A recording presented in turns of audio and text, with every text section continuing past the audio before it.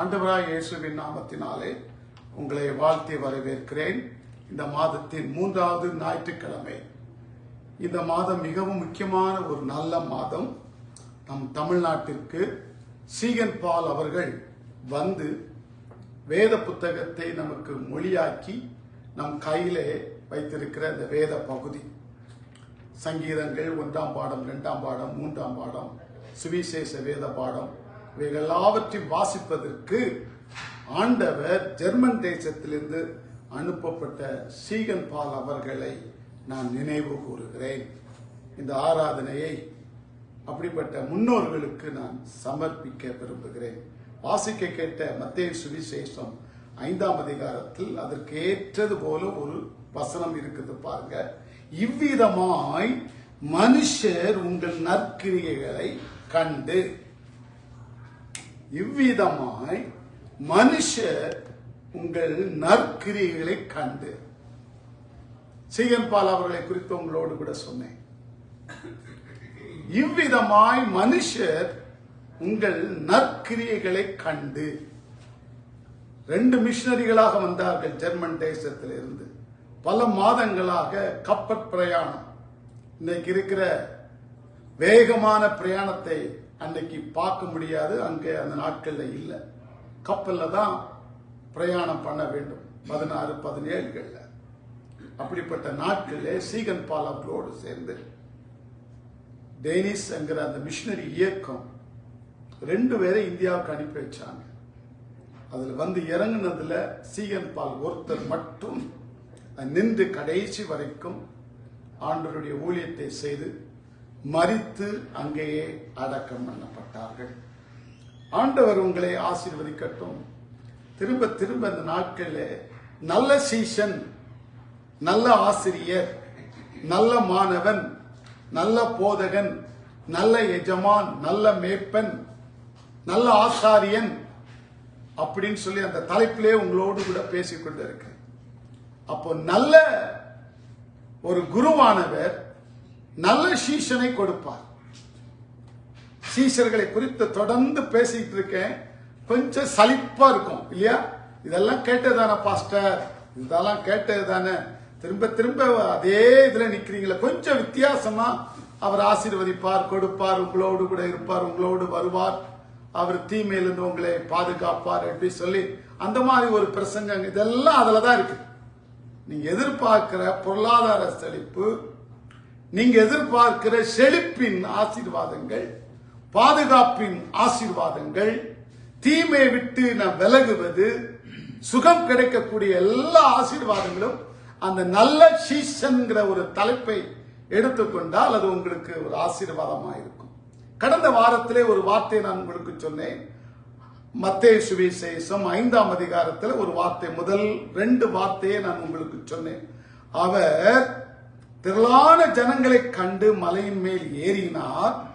அவர் உட்கார்ந்த பொழுது அவருடைய சீஷர்கள். இந்த வார்த்தை கொஞ்சம் நின்று யோசித்து பார்க்கணும். வேதத்தை அப்படியே தட்டிட்டு போயிடக்கூடாது, நிறுத்தி பார்க்கணும். அவருடைய சீஷர்கள். அப்போ யாரெல்லாம் அவருடைய சீஷர்கள்? அவருடைய சீஷர்களா இருக்குன்னா என்ன செய்யணும் அப்படிங்கிற ரத்திர சுருக்கமா சொல்லி கொடுத்தேன். அவர்கிட்ட வரணும், வந்தா உட்காரணும், அவங்க சொல்ற வார்த்தையை கேட்கணும், கேட்டுட்டு போய் நீங்க என்ன செய்யணும், மற்றவங்களுக்கு சொல்லணும். கவனிங்க பார்க்கலாம். மத்தேயு புஸ்தகம் ரொம்ப முக்கியமான புஸ்தகம். மத்தேயு, மார்க்கு, லூக்கா, யோவான் 4 புஸ்தகங்கள் ரொம்ப முக்கியமான புஸ்தகம். அதுக்கு பிற்பாடு உள்ள நிருபங்கள், பொதுவான நிருபங்கள், வரக்கூடிய காலங்கள், வெளிப்படுத்தின காரியங்கள் எல்லாம் பின்னால வரக்கூடியது. ஆனால் மத்தேயு புஸ்தகத்துக்கு முன்னால பழைய ஏற்பாட்டு புஸ்தகங்கள் எல்லாம் பரிசுத்தவான்கள் அந்த நாட்களே ஆண்டவருக்காக நின்ற காரியத்தை நாம் பார்க்கிறோம் பழைய ஏற்பாட்டு காலத்துல. ஆக இந்த மத்தேயு புஸ்தகத்துல 1ஆம் அதிகாரம், 2ஆம் அதிகாரம், 3ஆம் அதிகாரத்தை குறித்து விளக்கி சொல்லி 5ஆம் அதிகாரம், 6ஆம் அதிகாரம், 7ஆம் அதிகாரத்தை குறித்து ஒரு மலை பிரசங்கத்தின் அதிகாரங்கள் 111 வசனங்கள் அதுல இருக்கும். முதல் 2 வசனமும் கடைசி வசனங்கள் மட்டும் சிகப்பு எழுத்து இல்லாம மற்ற எல்லா எழுத்துக்களும் சிகப்பு எழுத்துல இருக்கும். அது முக்கியத்துவத்தை குறித்து நான் உங்களோடு கூட சொன்னேன். இன்னைக்கு அந்த முதல் 2 வசனத்தை விட்டுட்டு கீழே இருக்கக்கூடிய அந்த அதிகாரத்துல சில பாகங்களை நான் பார்க்கலாம், சுருக்கமா பார்க்கலாம். 5ஆம் அதிகாரத்துக்கு ஒரு பெயர் வச்சிருக்கிறேன், இருதயம். 6ஆம் அதிகாரத்துக்கு ஒரு பெயர் வச்சிருக்கிறேன், சிந்தனை. 7ஆம் அதிகாரத்துக்கு ஒரு தலைப்பு வச்சிருக்கிறேன், வாழ்க்கை. 5ஆம் அதிகாரம் இருதயம். உங்க இருதயங்கள் எப்படி இருக்க வேண்டும் என்று சொல்லி எடுத்த எடுப்புல ஆண்டவர் அந்த 1ஆம் வசனத்துல அவர் சொல்றாரு பாருங்க. திரளான ஜனங்களை கண்டு, கொஞ்சம் கவனிங்க பார்க்கலாம், மலையின் மேல் ஏறி உட்கார்ந்து கிட்டத்தட்ட ஒரு 200-300 பேர் உட்கார்ந்து இருப்பாங்கன்னு சொல்லி என்னுடைய கணிப்பு. அது அந்த நாட்கள்ல உள்ள மக்கள் அது எழுதி, திரளான ஜனங்கள். அந்த 5 மீன் 5 அப்பம் 2 மீனை எடுத்து ஆண்டவர் ஆசீர்வாதத்தை கொடுக்கும் போது புருஷர்கள் மாத்திரம் 5000 பேர். அந்த விதமான திரளான கூட்டங்கள் இந்த இடத்துல இல்லை. ஏன்னா 10ஆம் அதிகாரத்துல தான் இந்த திரளான கூட்டத்தில் இருந்து ஜெபம் பண்ணி தனித்து 12 பேரை பேர் சொல்லி கூப்பிடுறாரு. பிற்பாடு அந்த 12 பேரை வச்சுதான் மற்ற புஸ்தகங்கள் அவர் அற்புதங்கள் அடையாளங்கள் அவர் செய்கிறார். சீஷர்கள் என்று அழைக்கப்படுறதுக்கு முன்னக்குட்டி திரளான மக்கள் எல்லாம் அப்படி கூடியிருக்கிற நேரத்தில் அவர் சொல்லுகிற அந்த சொற்பொழிவு, இந்த சொற்பொழிவு ரொம்ப முக்கியமானது. தேச பக்தர்கள், முக்கியமான அரசியல் சட்டங்கள் எல்லாம் இந்த 5ஆம் அதிகாரம் 6ஆம் அதிகாரம் 7ஆம் அதிகாரத்திலிருந்து எடுக்கப்பட்டது. முதல் சில வசனங்களுக்கு நான் ஒரு பேரிட்டு இருக்கேன், பாக்கியவான்கள். அதுல பாத்தீங்கன்னா 9 பாக்கியவான்கள் இருக்கும். சார், நம்ம இருதயம் ஆசீர்வதிக்கப்பட்டிருக்கணும். 5ஆம் அதிகாரத்துக்கு சாராம்சத்தை சுருக்கமா சொல்றேன். நம்ம இருதயம் ஆசீர்வதிக்கப்பட்டிருக்கணும். எப்படி ஆசீர்வதிக்கப்படும்? எப்படி ஆசீர்வதிக்கப்படும்? முதல்ல அவர் சொல்ற ரொம்ப தாழ்மை, ஆவியில எளிமை உள்ளவர்கள் பாக்கியவான்கள். தாழ்மையா இருக்க. கிட்டத்தட்ட அதுல 9 பாக்கியவான்களை குறித்து நாம் பார்க்கிறோம். 9 பாக்கியவான்களை குறித்து நாம் பார்க்கிறோம். எடுத்த எடுப்புல ஆண்டவர் சொல்ற ஒரு காரியம், நீங்கள் பாக்கியவான்களா இருக்க வேண்டும், பாக்கியவான்களா இருக்க வேண்டும். ஆக நம்முடைய இருதயம் எப்படி இருக்கணும் தெரியுமா? ஆண்டவர் விரும்புகிற மாதிரி எளிமையான ஒரு பாக்கியவான்களா இருக்க வேண்டும். கவனிக்கிறீங்களா? ஒரு சின்ன காரியம் பெரிய மக்களுக்கு சொல்வது போல நான் உங்களுக்கு சொல்லிக் கொண்டு இருக்கிறேன். 5ஆம் அதிகாரம் ரொம்ப முக்கியம். 6ஆம் அதிகாரத்துக்கு தலைப்பு சிந்தனை, 7ஆம் அதிகாரத்துக்கு தலைப்பு வாழ்க்கை. ஆண்டவருக்கு நம் இருதயத்தை ஒப்பு கொடுக்கப்படுற அந்த அதிகாரம் தான் 5ஆம் அதிகாரம். 5ஆம் அதிகாரத்துல பாத்தீங்கன்னா, இருதயத்தில் சுத்தம் உள்ளவர்கள் பாக்கியவான்கள். இருதயம் தேவனுக்கு ஒப்பு கொடுக்கப்படணும். இருதயத்தை தேவனுக்கு ஒப்பு கொடுத்த 1ஆம் அதிகாரத்துல மட்டும் பாத்தீங்கன்னா கிட்டத்தட்ட 48 வசனங்கள் இருக்கு. அந்த 48 வசனத்துல முதல் பகுதியில பாக்கியவான்கள், 2வது பகுதியில உப்பு, வெளிச்சம், நற்கிரியைகள், 17ஆம் வசனத்துல நியாய பிரமாணத்தை அல்ல, 21ஆம் வசனத்துல கொலை, விபச்சாரம், விவாகரத்து, சத்தியம் பண்ணாதே, பழி வாங்காதே, 43ஆம் வசனத்துல அவர் சொல்றாரு சத்துருக்களை நேசியுங்கள். கவனிக்க பார்க்கலாம். இந்த இருதயங்கிறது ரொம்ப முக்கியமான ஒரு வார்த்தை. பைபிள்ல போட்டிருக்க எரேமியா 17:9, எல்லாவற்றை பார்க்கிலும் இருதயமே திருக்குள்ளதும் மகா கேடுள்ளதுமா இருக்கிறது என்று அறியத்தக்க. நம்ம இருதயத்தை யாராலே புரிஞ்சு கொள்ள முடியாது. ஆறபடினாலதான் மலை பிரசங்கத்துல எடுத்த எடுப்புல முதல்ல ஆண்டவர் இருதயம் இருதயம் இருதயம். கவனிக்கிறீங்களா சார்? நம்முடைய இருதயம், உள்ளம், மனசு, உள்ளான ஆவி, அதான் ஆண்டவர் சொல்றாரு, ஆவியில் எளிமை உள்ளவர்கள் பாக்கியவான்கள். உள்ள மறைஞ்சு கிடக்கிற ஒரு காரியம் இருதயம். இருதயம் 5ஆம் அதிகாரத்துக்கு நான் ஒரு வார்த்தை கொடுத்திருக்கிறேன், தேவனுக்கு உன் இருதயத்தை ஒப்பு கொடுத்தல். இருதயம். ஆண்டவர் மலை பிரசங்கத்தில் அங்க இருக்கக்கூடிய திரளான மக்களுக்கு அவர் சொல்ற முதல் காரியம், உன் இருதயத்தை எனக்கு கொடுங்க. கடந்த ஒரு சில மணி நேரங்களாக நேற்றிலிருந்து என் இருதயம் இந்த கால்பந்தாட்ட போட்டியில உட்கார்ந்து இருக்கிற மக்களுக்கு சுவிசேஷத்தை சொல்லணுமே. யார் வெற்றி பெற்று யார் சிறந்த கோப்பை வாங்குறாங்கிறது அது கடைசி. எனக்கு அங்க இருக்கிற மக்கள் இவ்வளவு திரளான கூட்டங்கள், திரளான ஜனங்களை கண்டு மலையின் மேல் ஏறி அவர் சொல்ற முதல் வார்த்தை, இருதயத்தை எனக்கு கொடுப்பா. இந்த உலகத்துல கர்த்தர் வேற என்னத்தை கேட்கிறார்? உங்க சொத்தை கேட்கலங்க, உங்க பிள்ளைகளையும் கேட்கல, உங்களுடைய பதவியை கேட்கல. அவர் கேட்கிற ஒரே ஒரு காரியம், உன் இருதயத்தை கொடுக்க. வாழ்க்கையில வேற என்ன இருக்கு? வாழ்க்கைன்னா என்ன சொல்லுங்க பார்க்கலாம். What is the life? சிலர் வாழ்க்கைன்னா நான் வெளிநாட்டுல செட்டில் ஆகணும், அதான் அவங்க வாழ்க்கைன்னு சொல்லுவாங்க.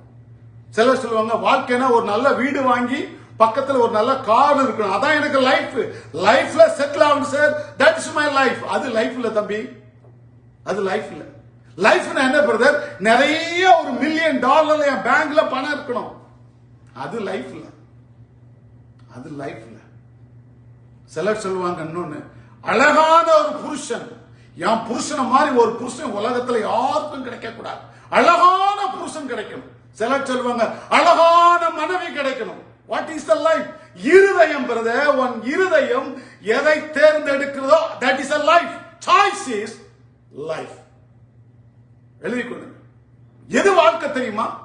ஒரு பெரிய நாட்டுல செட்டில் ஆகுறது இல்ல, பெரிய பணத்தை அக்கௌண்ட்ல போட்டு வச்சு உட்கார்ந்து சாப்பிடுறது இல்ல, ஒரு பெரிய வீடும் காடும் வச்சிருக்கிறது இல்ல. நல்ல அழகான செல்வந்தர்கள் யோபு மாதிரி ஒரு குடும்பம் உலகத்துல உண்டா? அவ்வளவு ஐஸ்வர்யமான செல்வம், அவ்வளவு பிள்ளைகள், எல்லாம் போச்சு. ஆனா யோபு தன்னுடைய தேர்ந்தெடுப்புல தன் இருதயத்தை விட்டு கொடுக்கவே இல்லை. there is no compromise. கவனிங்க, ஆண்டவர் சொல்றார், ஆவியில் எளிமை உள்ளவர்கள் பாக்கியவான்கள். நீ உட்கார்ந்து அதை படிச்சு பாருங்க. பல நேரம் சின்ன வயசுலயும் படிச்சிருக்கேன், இப்பவும் படிச்சிருக்கிறேன். பாக்கியவான்கள், பாக்கியவான்கள், பாக்கியவான்கள், பாக்கியவான்கள். தம்பி, முதலாவது குறிப்பை நான் முடிக்கிறேன். உன் இருதயம் தான். உன் இருதயம் எதை தேர்ந்தெடுக்க? உன் இருதயம் எதை தேர்ந்தெடுக்க யோசித்து பாருங்க. ஆதாம் ஏவாள் கிட்ட வாங்கலாம். ஆதாம் ஏவாள் முதல் மனுஷன் ஆதாம் ஏவாள். ஆண்டவர் சொல்றாரு ஆதியாகமம் 2ஆம் அதிகாரம் 15ஆம் வசனத்துல, ஆதியாகமம் 2ஆம் அதிகாரம் 15ஆம் வசனத்துல, தேவனாய கர்த்தர் மனுஷனை அழைத்து கொண்டு வந்து அதை பண்படுத்தவும் காக்கவும் வைத்தார். தேவனாய கர்த்தர் மனுஷனை நோக்கி இப்ப சாய்ஸ் கொடுக்கிறார். நீ தோட்டத்தில் உள்ள சகல விருட்சங்களின் கனியை புசிக்கவே புசிக்கலாம். அடுத்த வசனம், ஆனாலும் there's a choice. இருதயம் எங்க இருக்கு? முதல் மனுஷன் ஆதாமுக்கு ஆண்டவர் ஒரு சாய்ஸ் கொடுக்கிறார். இந்த தோட்டம் உனக்குத்தான், இந்த தேசம் உனக்குத்தான், இந்த கார் உனக்குத்தான், இந்த வீடு உனக்குத்தான், இந்த பிள்ளைகள் உனக்குத்தான், இந்த பேப்பர் எல்லாம் உனக்குத்தான், எல்லாம் உனக்கு, நீ புசிக்கவே புசிக்கலாம். ஆனா 17ஆம் வசனத்துல முதல் குறிப்பிட்ட ஆனாலும் நன்மை தீமை அத மட்டும் போகாத, அந்த பக்கம் போகாத, போய் சொல்லாத. ஆவியில் எளிமை உள்ளவர்கள் பாக்கியவான்கள். எதை சாய்ஸ் எடுக்கிறார் தம்பி? 5ஆம் அதிகாரத்துக்கு ஒரு தலைப்பு கொடுத்திருக்கிறேன், உன் இருதயத்தை தேவனுக்கு ஒப்பு கொடுத்த ஒரு நல்ல சீசன். the first qualification, அவர்கிட்ட வருவான், அவர்கிட்ட உட்காருவான், அவர் சொல்றத கேட்பான், கேட்டு செய்வான்.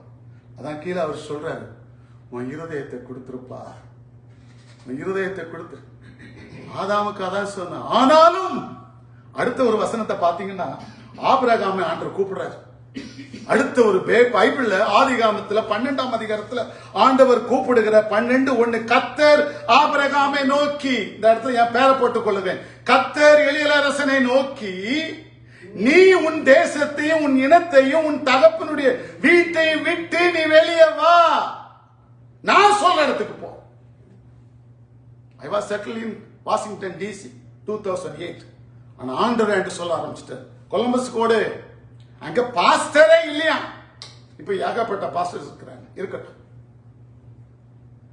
பாஸ்டர் இல்ல, நீ அங்க போ, அங்க ஏற்கனவே சர்ச் இருக்கு, அந்த வீட்டை விட்டுரு, உங்க தம்பியும் உன் தம்பியும் தங்கச்சி எல்லாத்தையும் விட்டுட்டு நான் சொல்லுகிற ஒஹாயாவுக்கு போ. அதான் சாய்ஸ் பிரதர். எல்லாத்தையும் வச்சுக்கிட்டு ஆண்டவர் சொல்றது இல்ல, எல்லாத்தையும் விட்டுட்டு அந்த ஆபிரகாம் அவனுடைய இருதயத்தை பாத்தீங்களா? அடுத்த ஒரு இருதயம் என்ன தெரியுமா? ஆண்டவர் மோசையை பார்த்து சொல்றாரு, இந்த ஜனங்களை பாவ வாழ்க்கை எகிப்து வாழ்க்கையை விட்டு அவங்கள கானான் தேசத்துக்கு கொண்டு வந்துட்டேன். இப்போ அவங்களுக்கு ஒரு சாய்ஸ். ஆதாமுக்கு ஒரு சாய்ஸ், ஆபிரகாமுக்கு ஒரு சாய்ஸ். இப்போ ஆண்டவர் மோசே மூலமாய் தன் மக்களுக்கு ஒரு சாய்ஸ் கொடுக்கிற வாசித்தோம் அல்லவா? யாத்திராகமம் 20ஆம் அதிகாரம் 3ஆம் வசனம், என்னை எண்ணி வேற தேவர்கள் உனக்கு இருக்கவே கூடாது, கொலை செய்யாதிருப்பாயாக, விபச்சாரம் செய்யாதிருப்பாயாக, பொய் சாட்சி சொல்லாதிருப்பாயாக, என் பரிசுத்த ஓய்வு நாளை ஆசரிப்பாயாக. சார், உன் இருதயம் ஆண்டவருக்கு வேணும்னு கேட்கிறாரு மலை பிரசங்கத்துல. ஆனால் சாய்ஸ், தேர்ந்தெடுப்பு. உன் இருதயம் யாரை தேர்ந்தெடுத்துட்டு இருக்கு? வீட்டை தேடுதா, இல்ல காரை தேடுதா, இல்ல பேங்க்ல அக்கௌண்ட தேடுதா, இல்ல அழகான புருஷனை தேடுதா, இல்ல அழகான விசாவை தேடுதா, இல்ல அழகான மனைவியை தேடுதா? கர்த்தர் சொல்லுகிறார், என்னை அன்றி வேற யாரையும் வேண்டாம். பழைய ஏற்பாட்டு புத்தகத்தில் தொடர்ந்து பாருங்க. மோசேக்கு பிற்பாடு 12 கோத்திரத்துல ராஜாக்கள் வருகிறார்கள், தீர்க்கதரிசிகள் வருகிறார்கள்.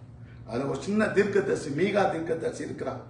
6ஆம் அதிகாரம் 8ஆம் வசனத்துல கடைசியா கன்க்ளூஷன் சொல்றார், மனுஷனே மனுஷனே, நன்மை இன்னதென்று அவர் உனக்கு அறிவித்திருக்கிறாரே, தெரியாதா? உன் சாய்ஸ் எங்க போகுது? திரும்ப போறேன். மத்தேயு சுவிசேஷம் 5ஆம் அதிகாரத்துல சீஷர்கள், நல்ல சீஷனுக்கு கர்த்தர் கற்றுக் கொடுக்கிற பாடம் 5ஆம் அதிகாரத்துல, உன் இருதயத்தை எனக்கு தா. அதுக்கு உதாரணமா தான் ஆதாம் எடுத்தேன், ஆபிரகாம் எடுத்தேன், மோசே எடுத்தேன், தீர்க்கதரிசிகள் எடுத்தேன்.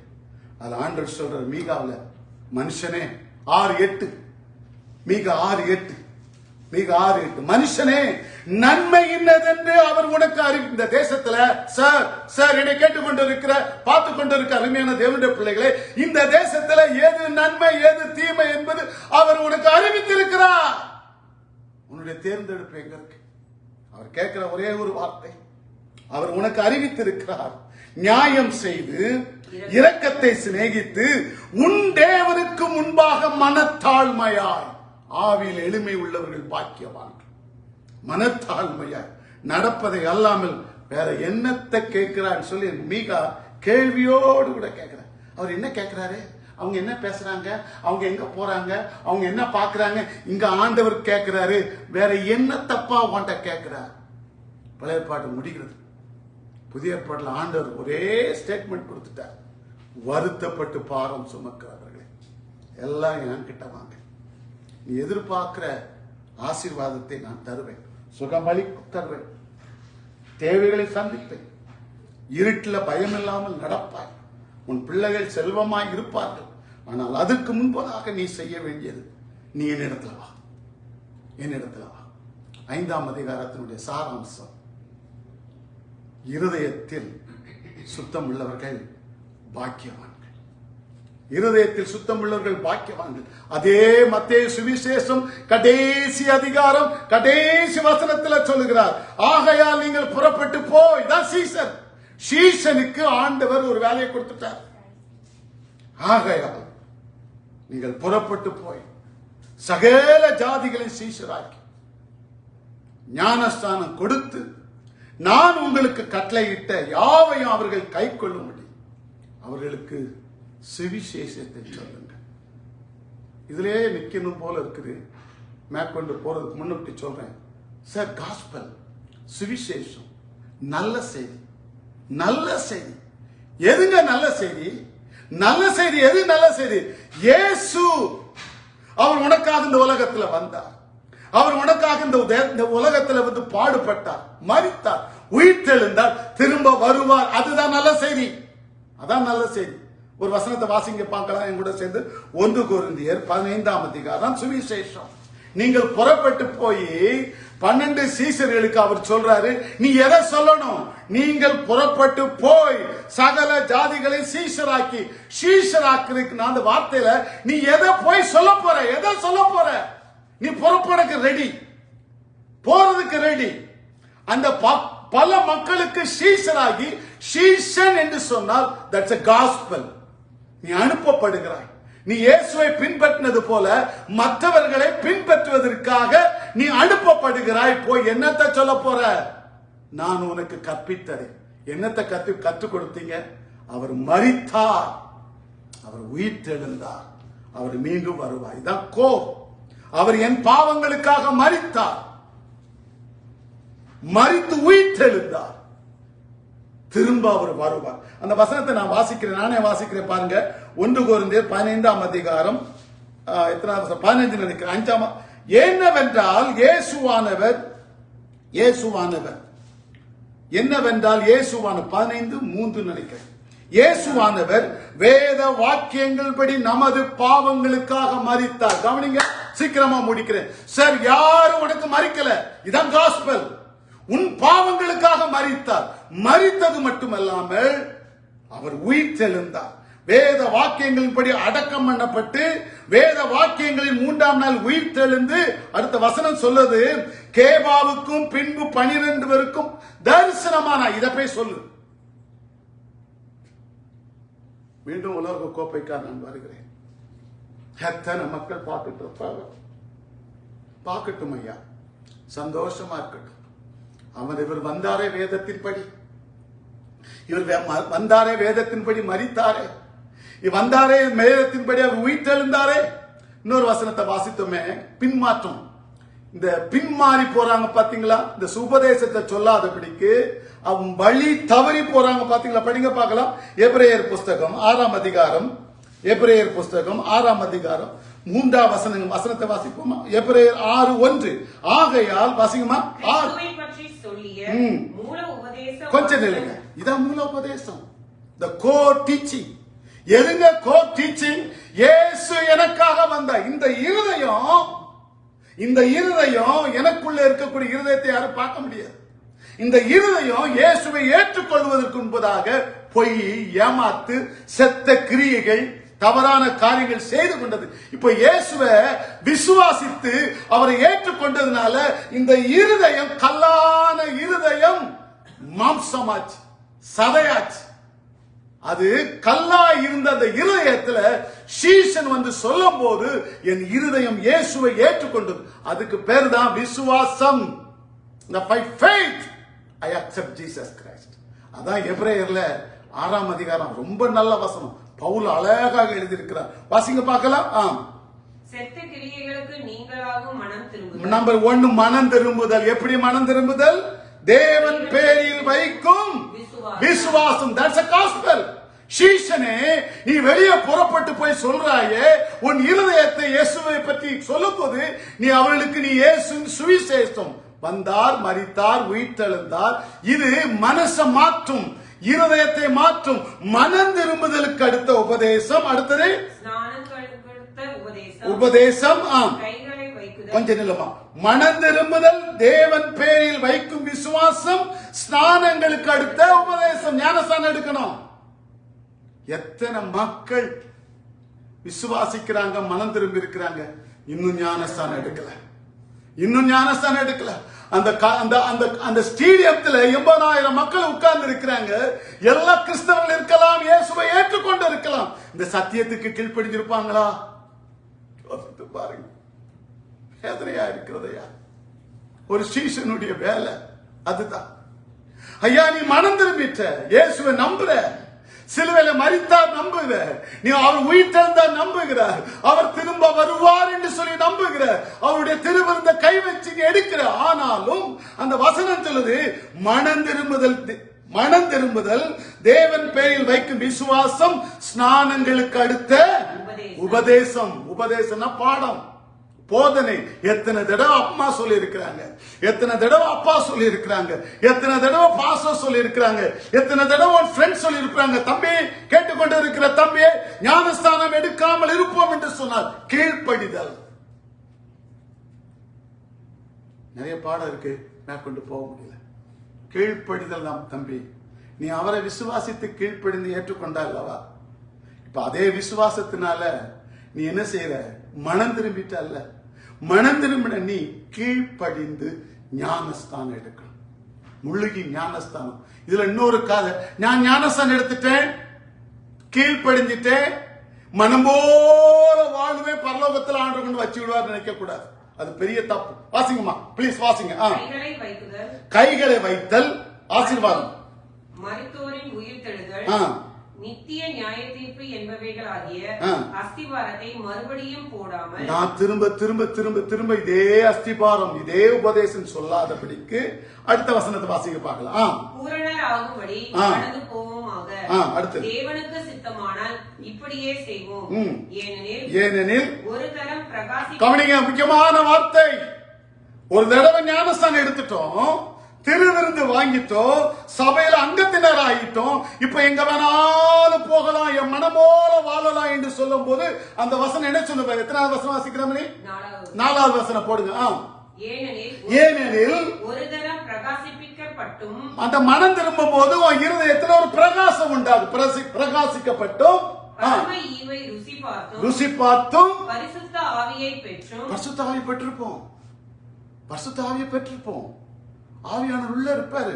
வசனம் வாசிக்க வாசிக்க வாசிக்க பரிசுத்த ஆவி நம்மகிட்ட கிரியை செய்யும். அடுத்த வசனம், தேவனுடைய நல்வார்த்தையையும் இனி வரும் உலகத்தின் பலன்களையும் ருசி பார்த்தும் மறுதலித்து போனவர்கள் தேவனுடைய குமாரனை நாங்களே மறுபடியும் சிலுவையில் அறைந்து அவமானப்படுத்துகிறபடியால். அந்த வார்த்தையை பாத்தீங்களா? அப்பாவை அவமானப்படுத்துகிறோம். அப்பாவை அவமானப்படுத்துகிறோம். எப்படி அவமானப்படுத்துறோம்? அவரை நீயே தூக்கி கொண்டு போய் சிலுவையில அடைகிற. ஞானஸ்தானம் பெற்றோம், அபிஷேகம் பெற்றோம், திருவிருந்து பெற்றோம், ஆண்டவருக்காக எல்லா காரியங்களும் செய்தாலும் ஆனால் மறுதலிக்க வேண்டிய இடத்துல அவர் மறுதலித்து தேவனுடைய குமாரனை மறுபடியும் சிலுவையில அறைந்து அவமானப்படுத்துகிறபடியால். அடுத்த வசனத்தை வாசிக்க முடியுங்க. மனம் திரும்புதற்கு ஏதுவாய் அவர்களை மறுபடியும் புதுப்பிக்கிறது கூடாத காரியம். பைபிள்ல இதுதான் ஒரு பெரிய கேள்வி. பரிசுத்த பவுல் ஆண்டவர் மன்னிப்பாருங்க, எல்லா பாவத்தையும் மன்னிப்பார். ஆண்டவரால மன்னிக்க முடியாத பாவங்கள் எதுவும் இல்லை. ஆனா கிருபை இழந்து விடுவோம். அதான் ஆண்டவர் சொல்றார், ஆவியில் எளிமை உள்ளவர்கள் பாக்கியவான்கள். ஆவியில் எளிமை உள்ளவர்கள் பாக்கியவான்கள். அருமையான என்னை கேட்டுக்கொண்டு இருக்கிற பிள்ளைகளை, நேரமில்லை, நான் முடிக்கிறேன். இருதயம் காணப்படாத உள்ளத்தில் இருக்கக்கூடிய ஒரு உள்ள பெரிய இருதயம், ஹார்ட், பெரிய உலகம். 7 கண்டம் 6 கண்டத்தை காட்டிலும் இந்த இருக்கிற உள்ள உலகம் பெரிய உலகம். எரேமியா போடுங்க 17:9 முடிச்சிடறேன், நேரம் இல்லை. எல்லாவற்றை பார்க்கிலும் இருதயமே திருக்குள்ளதும் மகா கேடுள்ளதுமா இருக்கிறது. அது அறியத்தக்கவங்க. நான் என்ன யோசிச்சுட்டு இருக்கேன் உங்களுக்கு ஏதாவது தெரியுமா? நீங்க என்ன யோசிச்சுட்டு இருக்க எனக்கு தெரியாது. அந்த ஆண்டவர் சொல்றார், அந்த இருதயத்தை எனக்கு தான். எல்லாவற்றையும் புசிக்கலாம், ஆனாலும் ஆபிரகாமே உன் தாய் தகப்பனுடைய வீட்டை எல்லாத்தையும் விட்டுட்டு சாய்ஸ், நீ எதை தேர்ந்தெடுக்கிற? எதை தேர்ந்தெடுக்கிற? மோசே சொல்லுகிறார், என்னை அன்றி வேற தேவர்கள் உனக்கு உண்டாயிருக்க வேண்டாம். அந்த இருதயத்துல ஆண்டவரை வச்சு அழகு பார்க்கிறது தான் பெரிய ஒரு ஆசீர்வாதம். அருமையான தேவனுடைய பிள்ளைகளை, முடிக்கிறேன். இன்னொரு வசனத்தை பார்க்கலாம். இன்னொரு வசனத்தை வாசிங்க. 12ஆம் அதிகாரம் மத்தேயு 12:35 வசனம். நல்ல மனுஷன் இருதயமாகிய நல்ல பொக்கிஷத்திலிருந்து நல்லவைகளை எடுத்துக் கொடுப்பார். நல்ல மனுஷன் இருதயமாகிய நல்ல பொக்கிஷத்திலிருந்து நல்லவைகளை எடுத்துக் கொடுப்பார். ஆனபடினாலே ஆண்டவருடைய பிள்ளைகளை, இருதயம் ரொம்ப முக்கியம். முடிக்கிறேன். நேற்றைய தினத்தில் சார்ல்ஸ் ஸ்பர்ஜன் அவர்களை குறித்து நான் கேட்டறிந்து கொண்டேன். நல்ல தேவ மனுஷன். எனக்கும் ஒரு சந்தோஷமா இருந்துச்சு. அவருடைய ஆயுசு காலத்தில் முடிவில் அவரை மாதிரி அந்த நாட்களில் பில்லிகிரகம், அந்த நாட்கள் பில்லிகிரகம் 1920 பில்லிகிராம் அவர்கள் அந்த நாட்களில் லண்டன்ல, யூரோப்ல ஒரு பெரிய மாபெரும் எழுப்புதலை கொண்டு வந்தது சார்ல்ஸ் ஸ்பர்ஜன். அவருடைய வாழ்க்கை கிறிஸ்டியை நான் படிச்சு பார்த்தேன் நேற்று.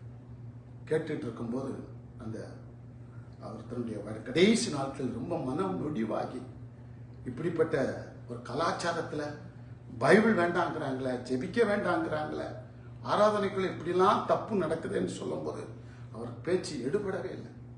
ரொம்ப கஷ்டத்துக்குள்ளானார். இடையில அவருடைய கூட்டத்துக்கு வந்திருந்த மக்களே கூட்ட நெரிசல்ல 7 பேர் மரித்து போனார். அவர் இருதயம் ரொம்ப சாகுற வரைக்கும், என் கூட்டத்திலே வந்து 7 பேர் தப்பே பண்ணலையே, தீயும் இல்லை, தீ சொல்லி மக்கள் விரட்டி அடிக்கப்பட்டு 7 பேர் இறந்து போனார்கள் என்று சொல்லும்போது அவருடைய இருதயம் ரொம்ப பாதிக்கப்பட்டிருக்கு. ஆனா அந்த இருதயத்தை பற்றி வாலிப நாட்கள்ல அவங்க அப்பா ஒரு பாஸ்டர், ஸ்பர்ஜனுடைய அப்பா பாஸ்டர், ஸ்பர்ஜனுடைய அப்பாவுடைய அப்பாவும் பாஸ்டர், ஜேம்ஸ் ஸ்பர்ஜன். முக்கியமான காரியத்தை சொல்றேன், இருதயத்தை பற்றி உங்கள்கிட்ட சொல்றேன். உங்க இருதயத்தை கைவிடாதீங்க, உங்க இருதயத்தை கைவிட்டாதீங்க. இருதயத்தெல்லாம் பரிசுத்த ஆவியான தங்கி இருப்பார். இருதயத்திலிருந்து நல்ல கனிகள் வரட்டும். பொய்கள், பொல்லாத பார்வைகள், பொல்லாத கேள்விகள், பேச்சுகள் வேண்டவே வேண்டாம். அப்போ அவராகவே வேதத்தை படித்து இயேசுவை ஏற்றுக்கொண்டார். தன்னுடைய 13-14 வயசுல ஏற்றுக்கொண்டார். தொடர்ந்து ஆலயத்துக்கு போவாராம், தொடர்ந்து ஆலயத்துக்கு போவாராம். போகிற நேரத்தில் எனக்கு இயேசுதான் வேணும், இயேசுவை தவிர வேற யாரும் வேண்டாம் சொல்லி அந்த பிஞ்சு இலை இருதயத்தில் இயேசு திருமணம் ஆவதற்கு முன்பதாகவே பிஞ்சு இலை இருதயத்தில் இயேசுவை ஏற்றுக்கொண்டார். பிலிகிராம் அவர்களும் வாலிப நாட்களில் இயேசுவை ஏற்றுக்கொண்டார். ரொம்ப சந்தோஷமா இருக்கு. வாலிப நாட்களில் இயேசுவை ஏற்றுக்கொண்டு அந்த இயேசுவுக்காக சாதனை புரிகிறது. அத மாதிரி ஒரு வாழ்க்கையில ஒரு பெரிய சந்தோஷம் இல்லவே இல்லை. என்னுடைய 9, 10, 11 வகுப்புல நெருக்கத்தின் மத்தியில நான் இயேசுவை ஏற்றுக்கொண்டேன். நெருக்கத்தின் மத்தியில இவ்வளவு கஷ்டத்தில் இயேசுவை தான் ஏற்றுக்கொண்டேன். ஆனால் இவர் ஏற்றுக்கொண்ட பிற்பாடு இங்கதான் அந்த இருதயம் திருப்தி இல்லையா. பைபிள் படிக்கிறார், ஜெபம் பண்றாரு. நான் இயேசுவை ஏற்றுக்கொண்டேன்கிற ஒரு நிச்சயம் இல்லாமல் இருந்தார். ரொம்ப நாளா இருந்தால் மாதங்கள் ஓடியது, வருஷங்கள் ஓடியது. ஆனால் எப்படி இருந்தாலும் ஞாயிற்றுக்கிழமை கோயில தவறவே மாட்டார். ஈரோப் கண்ட்ரியில் சத்திரம் அப்படி சொல்லுகிறது. ஈரோப் கண்ட்ரியில் ஜனவரி 6ஆம் தேதி, நல்ல ஞாபகம் இருக்கிறது, ஜனவரி 6ஆம் தேதி பனி பொழிவு, அப்படியே பனி பொழிஞ்சிட்டு இருக்கலாம். ஞாயிற்றுக்கிழமை காலையில பைபிளை தூக்கிட்டு கோயிலுக்கு போறாராம். ஆனா இருதயம் ஒரு கன்ஃபர்மேஷன், நான் இயேசுவின் பிள்ளை, இயேசு எனக்குள் வாழுகிறார், நான் மனம் திரும்பி விட்டேன், ரட்சிப்பு நிச்சயம் இருக்கிற அந்த நிச்சயம் இல்லாமல் கோயிலுக்கு போறது வர்றது, அப்பா அம்மா கூட இருக்கிறது, பைபிளை படிக்கிறது. ஆனா ஜனவரி 6ஆம் தேதி அவர் சொல்லுகிறார், சரித்திரம் சொல்லுது, நான் ஞாயிற்றுக்கிழமை கோயிலுக்கு போகணும்னு சொல்லி வீட்டில் சொல்லிட்டு வெளியே போறாரு. ஒரே பனி. உடனே அவர் யோசிச்சாரு, அவ்வளவு தூரம் நம்ம கோயிலுக்கு போக வேண்டாம், வீட்டு பக்கத்துல ஒரு சின்ன மெதடி சர்ச் இருக்குது, அங்க போய் உட்காருவோம்னு சொல்லி அங்க உட்கார்ந்து அங்க ஐயர்வாரும் கிடையாதான், ரொம்ப சொற்ப மக்களாம், ஆளே இல்லையா. அதுல போய் உட்கார்ந்து சரி கோயிலுக்கு போகணும், ஞாயிற்றுக்கிழமை வீட்டிலே இருக்கக்கூடாது, அங்க பனியும் புயல் அடிக்குது அப்படின்னு சொல்லி வந்து கோயிலுக்கு போய் உட்கார்ந்து இருக்கும்போது ஐயர்வாள் இல்லாத நேரத்துல ஒரு அருமையான ஐயா அவர்கள் அன்னைக்கு கர்த்தருடைய வார்த்தையை எடுத்து பேசினாங்களாம். அவருக்கு பிரசங்கமே வரா தெரியாதான். அன்னைக்கு அவர் எடுத்து பேசின பேச்சு அன்னைக்கு உட்கார்ந்து கொண்டு வந்த ஸ்பர்ஜன் அவர்கள் இருதயத்துல அந்த விதை விழுந்துச்சு. ஏதோ ஒண்ணு தேடிக்கிட்டு இருக்கியே, ரட்சிப்பு நிச்சயம், ரட்சிப்பு நிச்சயம் தேடிக்கிட்டு இருக்கியே, இதான் ரட்சிப்பு நிச்சயம், நீ இயேசுவை ஏற்றுக்கொண்டிருக்கிறாய், இயேசுவின் பிள்ளை, இயேசுவின் ஊழியத்தை செய் என்று சொல்லி ஜனவரி 6ஆம் தேதி யாரோ ஒருத்தர் பேசின பேச்சு மூலமாய் கர்த்தரின் இடத்தில் பேசினார். என்னை கேட்டுக்கொண்டு இருக்கிற, பார்த்து கொண்டு இருக்கிற அருமையான திருச்சபை விசுவாசிகளை, எத்தனை தடவை கர்த்தருடைய வார்த்தைகள் உன் இருதயத்தில் விழுந்திருக்கிறது. அந்த இருதயமாகிய அந்த நல்ல பொக்கிஷத்துல கர்த்தருடைய வார்த்தையை கேட்டு அதன்படி நடப்போம் என்று சொன்னார். கர்த்தர் தொடர்ந்து உங்களை ஆசீர்வதிப்பாராக. ஜெபமுனமா இருக்கிற இடத்துல உங்கள் இருதயம் எப்படிப்பட்டு இருக்கிறது? ஆண்டவர் சொல்லி இருக்கிறார், உங்கள் இருதயம் கலங்காது இருப்பதாக. என்னிடத்தில் விசுவாசமாயிருக்கு, என்னிடத்தில் விசுவாசமாயிருக்கு, தேவனிடத்தில் விசுவாசமாயிருக்கு. ஒரு நல்ல சீஷனுக்கு முதல் அடையாளம் நல்ல இருதயம். சொல்லுங்க, நல்ல சீஷனுக்கு முதல் அடையாளம் நல்ல இருதயம். மகனே, உன் இருதயத்தை நீ எனக்கு கொடுப்பாயா? உன் இருதயம் எப்படி இருக்கு? திருப்புள்ளதா இருக்குதா? கசப்பு நிறைந்ததா இருக்கிறதா? உன் இருதயம் வெறுப்பா இருக்கிறதா? சத்துருவை நேசிக்க முடியலையா? அப்படிப்பட்ட இருதயத்தை கொண்டு ஆண்டவர் நீ புறப்பட்டு போன்னு சொல்லவே மாட்டார். புறப்பட்டு போன்னு சொல்ல மாட்டார். எல்லாத்தையும் சகிக்கும், எல்லாத்தையும் சகிக்கும். சிறு வயசுலே ஆண்டவர் நம்மை தெரிந்து கொண்டார். இல்ல வயசான நாட்களையும் தெரிந்து கொண்டார். அவர் வேண்டாம் என்று சொல்ல மாட்டார். அழைக்கிறார் கர்த்தர். சின்னம் சிறு வயதில் என்னை துரித்து விட்டார், தூரம் போயினும் கண்டு கொண்டார். சின்னம் சிறு வயதில் என்னை குறித்து விட்டார், தூர போயினும் கண்டு கொண்டார். தமது ஜீவனை எனக்கு அளித்து ஜீவன் பெற்றுக்கொள் என்றுரைத்தார். ஜெபிப்போமா? உலகத்தில் நடக்கிற களியாட்டு, ஆசா பாசங்கள், வீணான பேச்சுகள், டான்ஸுகள், இதுதான் உனக்கு பிரியமா? இயேசு சொன்னார், என்னை பின்பற்றுவா. என்னை பின்பற்றணும்னா ஒன்னே ஒண்ணு நீ செய்தே ஆகணும். நீ வெறுத்துடணும். இந்த உலகத்தின் ஆசா பாசங்களை வெறுத்து விட்டு என்னை பின்பற்று. ஏன்னா நான் தான் உனக்காக மரித்தேன். உன் விசுவாசத்தை, உன் நம்பிக்கையை, உன் மனம் திரும்புதலுக்கு ஏதுவான விசுவாசத்தை என் மேல வை. இயேசு உன்னை அழைக்கிறார். இயேசு உன்னை நேசிக்கிறார். இயேசு உனக்கு வாழ்வு கொடுக்கிறார். இந்த இயேசுவை விட்டு எங்க போற? ஒப்பு கொடுப்பாயா? உன் இருதயம் கலங்காதிருப்பதாக. இருதயத்தில் சுத்தம் உள்ளவர்கள் பாக்கியவான்கள். ஆவியில் எளிமை உள்ளவர்கள் பாக்கியவான்கள். அன்பும் கிருபை நிறைந்த நல்ல ஆண்டவரே, இந்த மலை பிரசங்கத்தை வச்சு உலகத்தில் எத்தனையோ சாசனங்கள் எழுதப்பட்டது. இன்னைக்கு இந்த 26ஆம் ஆண்டுல சீகன் பால் அவர்கள் வந்த இந்த மாதத்தை நினைவு கூர்ந்து எங்கள் இருதயத்தில் ஒரு நல்ல சீசனா இருப்பதற்கு என் இருதயம் தான் அடிக்கடி தடையா இருக்குதப்பா. என்னை மாற்றுங்க ஆண்டவரே. மாதுளம் பழத்தை போல என் இருதயத்தை திறந்து வைக்கிறேன் அப்பா.